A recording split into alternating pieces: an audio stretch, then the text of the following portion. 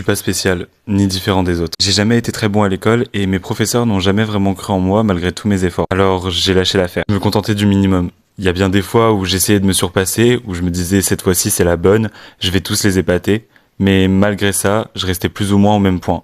Ni trop bon, ni trop mauvais, pendant que les autres brillaient de leur capacité et leur facilité à accomplir certaines choses, comme les études, les relations sociales, la création. Moi, je me contentais d'avancer sans forcément me faire remarquer. Mais un jour, en cours des SVT, un événement s'est produit, et à l'époque, je me rendais pas compte de l'impact que ça aurait dans ma vie. J'ai toujours aimé les cours d'SVT, mais comme d'habitude, j'avais toujours besoin de faire plusieurs choses en même temps. J'ai jamais vraiment compris les personnes qui pouvaient rester assises sur une chaise en faisant qu'une seule chose. Alors je dessinais. Bizarrement, ça m'aidait à me concentrer sur ce que la prof racontait. Ma prof a remarqué que je dessinais, et elle s'est approchée de moi. Je m'attendais à me faire réprimander, mais elle a regardé mon dessin, puis elle m'a regardé et elle m'a dit « Dis donc Axel, tu dessines bien ?» Puis elle est retournée à sa place et a continué le cours. Je pense que c'est la première fois où je me suis senti spécial. C'est peut-être ça qui m'a poussé à continuer le dessin et à m'améliorer chaque jour un peu plus. Mais comme je vous l'ai dit, je suis pas spécial. Je suis pas un génie du dessin. Alors, seul, j'ai commencé à apprendre, à observer, à décortiquer, à composer et à choisir les bonnes couleurs et bien d'autres. Peu à peu, j'ai commencé à m'améliorer. J'ai encore beaucoup de choses à apprendre, c'est sûr, mais de temps en temps, dans les yeux des autres, je suis spécial. Je prends la place de ceux qui brillaient dans mes yeux étant enfant. Ça a duré un temps, mais maintenant, j'ai l'impression de courir après le toujours plus. La chose qui me rendait spécial ne l'était finalement plus vraiment. Alors aujourd'hui, je ne suis peut-être plus spécial grâce à ça, car beaucoup de gens sont vraiment talentueux. Je n'éprouve pas vraiment de jalousie envers eux, plutôt une admiration qui me donne la détermination d'arriver à leur niveau. Une détermination? Je pense que j'ai finalement trouvé ce qui me rendait spécial. Ce qui me rend spécial, c'est ça. C'est ma détermination. Même si mes profs n'ont jamais cru en moi, j'ai jamais lâché mes études. Ça a été très compliqué. Parfois, ça me semblait insurmontable. Mais j'ai finalement eu mon bac et maintenant, je suis en études supérieures d'art. Pour le dessin, il y a eu énormément de ratés et de nuits blanches à m'entraîner. Malgré tous les doutes et les échecs, ou encore toutes ces fois où j'étais au bord du gouffre, j'ai jamais lâché. La détermination, c'est ma plus grande force, mais elle a jamais été infaillible. Il y a évidemment eu des jours où je me demandais pourquoi je continuais. Mais je continuerai pour cette prof qui, l'espace d'un instant, sans même s'en rendre compte, a placé tous les projecteurs du monde sur ce petit enfant qui n'en avait jamais eu le droit. Je continuerai pour ce petit enfant qui a subi de nombreux coups, mais qui malgré ça s'est toujours relevé, en ignorant la douleur et les larmes. Je continuerai pour devenir l'adulte que j'ai toujours eu envie d'être. Je passerai par les doutes, la douleur, les pleurs, les déceptions, le cœur brisé, mais aussi par la joie, les rires, les couchers de soleil à regarder ensemble,